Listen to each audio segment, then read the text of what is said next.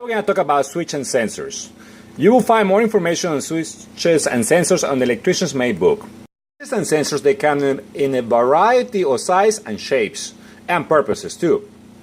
So here we got a snapshot of a few of them. We got a toggle switch, a push button, temperature switch.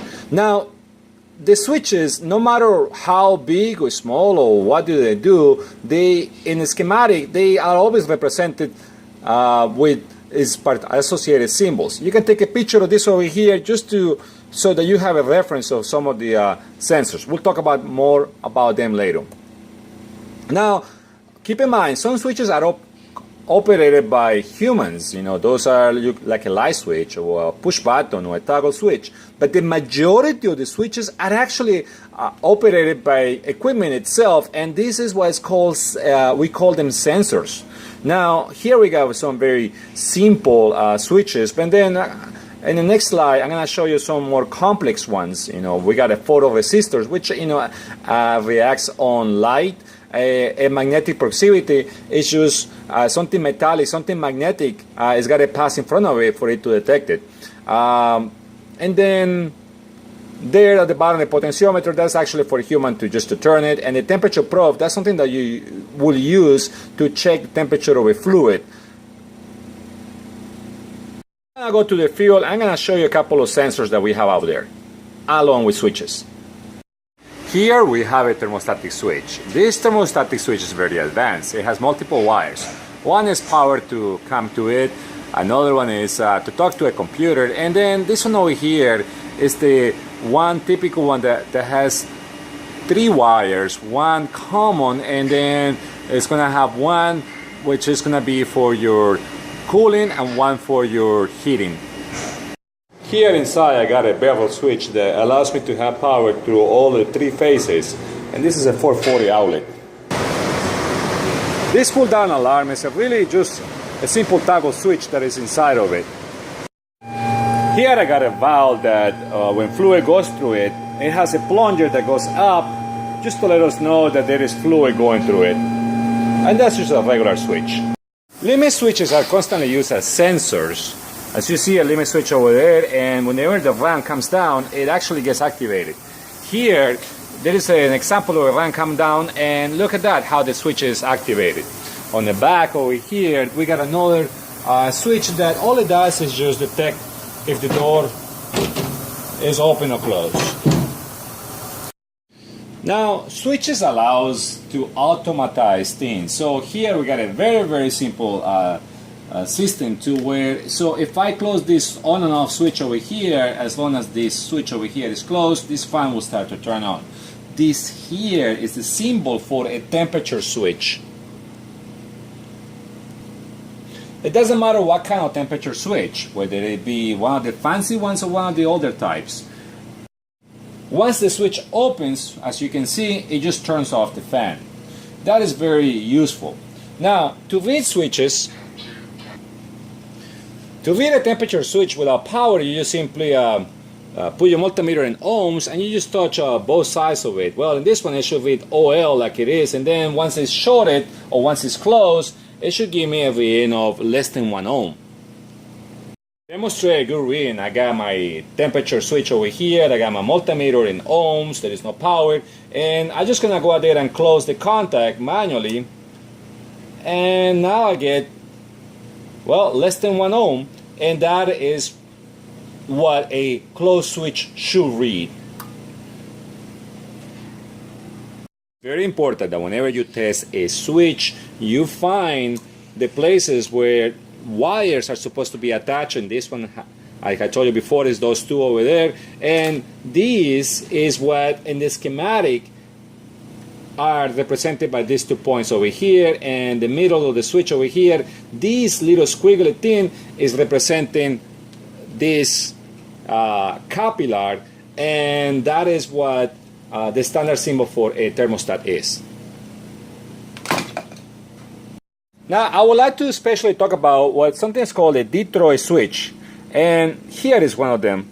This one is a temperature Detroit switch. Some of them are for pressure, but this one is temperature. So I want through here we put in the wires that we're going to attach to this contact and that contact over there, or connection. And notice that in the back of it there is two black wires, okay? One connects to there and the other one connects there. And one of them goes in to touch the top of that contact over there, and the other one to this little metal over here. When the temperature reaches to a certain level, it closes like that, making a connection between those two contacts, and therefore shorting the two wires that are here through that contact. If the temperature is below the range that it is desired, then it opens, letting us know that we haven't reached the temperature that we want. These ones, some of them are wired or they are designed to open when they reach the temperature, or some of them are designed to actually close when it reaches the temperature. Some of them, they actually got three normally open, normally close contact, and along with a common. The calibration shop uses this side over here to adjust the range, or the set temperature that is gonna make it open or close. Now, if this was a pressure switch, and then it would be the same way, but it will be using it to set the pressure to where it should open or close, or whatever do that it's supposed to do.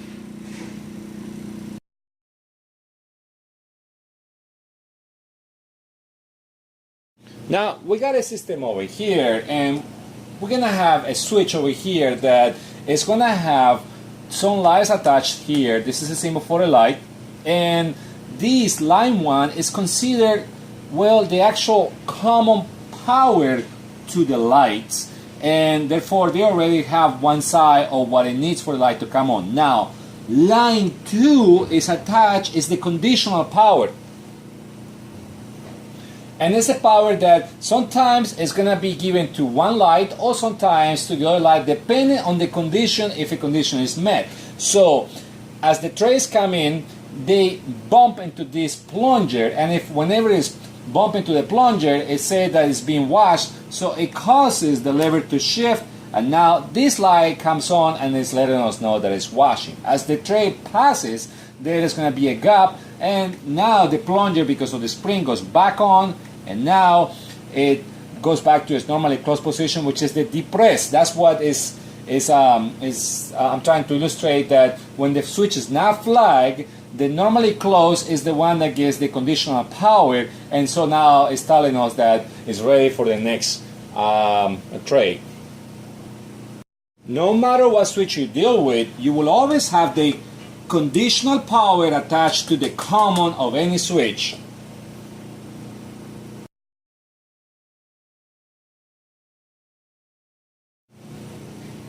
Now let's pretend that this is a motor engine. I got a battery over here, and I got a light over here for the engine temp high switch. So there will be a temperature switch over there, which is going to have the two wires. If the oil gets too hot, then it's going to close that circuit, and now it's going to allow power to go to the light. The light already has one side of the power. As soon as the switch in there closes, it pretty much shorts these two wires, and the light comes on. Now, what if it's a pressure switch? Well, instead of using this symbol over here, they will be using this symbol over here, which is the one for the pressure switch. Now, in a moment, I'm going to show you a limit switch. A limit switch really is a switch that just had that little crest underneath. As soon as you see it in a schematic, you can say, that's a limit switch. Here we got a light switch, but now if a switch is supposed to be bumped, or something gets close to it, and that's what closes it, then they use this over here. This is a proximity switch. A switch is a switch is a switch. What I mean by that is that any switch, when they are closed, they need to read less than 1 ohm. Obviously, you're going to need your multimeter to be able to read them if they are open or closed. Now, besides switches, which can be used as sensors, there are actually sensors out there. And, for example, a photo sensor, that one actually, based on how much light it gets, it changes its resistance from 0 ohms to 1,000 ohms. Now, those are the ones that I experienced with. Some of them are actually go from 0 to 5,000 ohms. So when the room is really, really dark, you get 1000 ohms. When it's like putting my hand like that, you might get 300 ohms. When I take out my hand, then I might get 100 ohms. But if I take it and I put it straight on sunlight, I might get 0 ohms. But those sensors are always attached to circuit cards that can use that changes in resistance. Now there are some sensors called transducers out there, and usually they just got a pipe hooked up into it, and either it's going to be air or water or seawater, okay, and they're going to change their internal resistance based on that fluid pressure, and therefore they're going to change how many amps do they consume, and that is how they're going to inform the other system what is the actual pressure that is within the system. When you're working on systems, you might encounter encoders, tachometers, and proximity switches. So let's talk about each one of them. Let's talk about the encoder first. An encoder, well, if you will, here I got this wheel with different holes on it, okay? And those are the slits for light to go through. So you mount an encoder, here's another one, another types, okay, and you mount it into something that rotates like a shaft over here, and notice that over here there is a light. So as the light, as the shaft is rotating, well, different slits are gonna be covering the light for a moment, and then you got a counter that is counting how many times the light is appearing and disappearing, and in that way, with an encoder, you are able to determine what is the angle, not just the amount of rotations, but the actual angle of rotation. Now, for a tachometer, we can just simply count whole rotations of the shaft. And this is just a regular tachometer, you know, it's able to tell us how many rotations per minute are happening on this shaft. Now, proximity switches, they come in different shapes. Some of them work on light, some of them work on magnetic principle, and some of the other ones are infrared. So this is some of the pictures of some that you're gonna encounter. Now these switches, they are sometimes normally open or normally closed, depending on whatever type or whatever purpose you have them.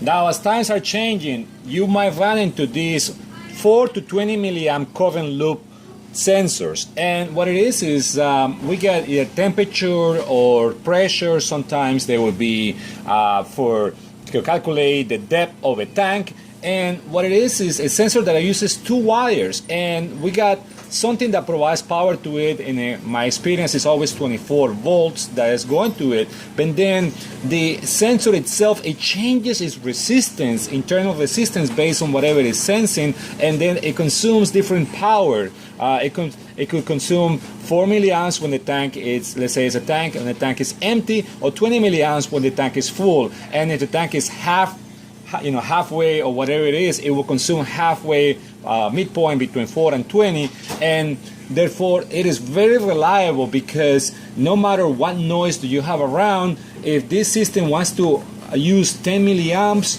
that's what it's going to get, and this is going to be able to measure that very accurate and pass that information to whatever receiver it is. So it is a very, very effective way to send information, and at the same way to provide power to sensors over short runs of wire. If you ever wanted to bench test one of these components, you would, one of these sensors, you will have to find a reliable source of power. In my case, it's 24 volts, because that's what my sensors are, and then put a fluke multimeter in the milliamp setting, and then change over here, if it's a transducer, apply different pressures, and then as the different pressures changes, I will see that the multimeters will have different readings according to the pressure that I'm applying to it. That will be the only way that you can, use to bench test these components. They are very, very low power, so you don't even have to have CO's permission to be able to test them, because you're only dealing with 24 volts DC. We'll also also come across some very sophisticated sensors like this one over here. So there is a tank down below, and this is constantly telling me what is the actual water level inside that tank, 29 feet. And this sensor, it only uses 2 wires, both for power and communications. And the way how it works is 24 volts come to those 2 wires, and that's what makes this thing come on. Then it, based on the water depth, it changes its resistance. So the current that is drawn is always going to be relative to the depth of the water, and that is how it let the other system that this one is attached to, how much water is inside the tank. It consumes only 5 milliamps to 20 milliamps, and that is going to be depending on the depth of the tank. So if you get 10, if the system knows that it's consuming 10 milliamps, that is equated to a certain amount of feet of water down there. So the current depends on the actual depth of the water. Now, I would like to talk about a particular time delay switch, if you will, okay? This is a time to open, and what that means is that it's actually controlled by a relay. So, whenever they close this switch over here, now power gets to the relay, and then immediately this guy is actually always closed, so the light is on, and it's giving out light. But what happens is that after a certain time, if this one is a 10-second, after 10 seconds, it will open, and then the light will extinguish. So that is, if you will, a timed switch, which is really, in reality, is a time relay. What I have to keep in mind with these ones is that this is kind of like the motor, and then the switch over here really obeys what the motor tells it to do. So when the motor energizes, this one, it opens because it's time to open. Now there are some of them, if you ever see the word TC, it's time to close, so that means that when it first energizes, this is open, and then after a certain time, if it's 10 seconds, it will go up and it will close. Here I got a large schematic, and I'm just gonna show you. For example, here we got the relay that controls this switch. This is a time to open. This is a 10-minute switch. Now here we got another one. This is for TR. This is a different time relay, and it controls this switch over here. Now I also circle this one over here because I want to show you. Look, this is a temperature switch. That's what it looks like on a real schematic. Now here we got some pressure switches. Over here we got a flow switch. Here we got a regular push button. This is just what I call a normally open push button. Now let's talk about push buttons. Push buttons are either normally closed or normally open. And this one over here, see how it's already shorted. When somebody presses it down, it just disconnects. Now notice how I on purpose exaggerated this one over here. But because it's drawn at the bottom of these two contacts over here, you need to interpret that one as a normally closed switch. If this one over here, it would have been drawn even touching, because the artist, whoever decided to do it, it was careless to look at this. You still interpret this one as a normally open because it's above of the contacts. Now I want to talk about the selector switch. For example, here we got a diagram of a selector switch that you can select between 120 and 125. So if you select 125, what's going to happen is the switch is associated by 125. Look at this dotted over here, and there is a start over here and a start over here. So that means that this switch and that switch, it closes. So now you are closed for the 125 there, and also these ones over here, they are closed because they are in line with this start. If you select it for 120, now the ones that I put in orange will open, and then in 120 is this run over here, the one that is in line, so they will close, and then this one over here on cable 14, all of that will close. allowing a current path this way. So the blue ones only close whenever you select 120, and the orange ones only close whenever you select 125. That's how selector switches work. I got a new clean sheet of paper because this selector switch has another selection, which is the manual. The manual closes, and now is that contact, and this contact here, that contact there. So, oh, and there is one more set over here. So selector switches, they have multiple contacts, and this is how they are drawn on the schematics. This is how you will find them.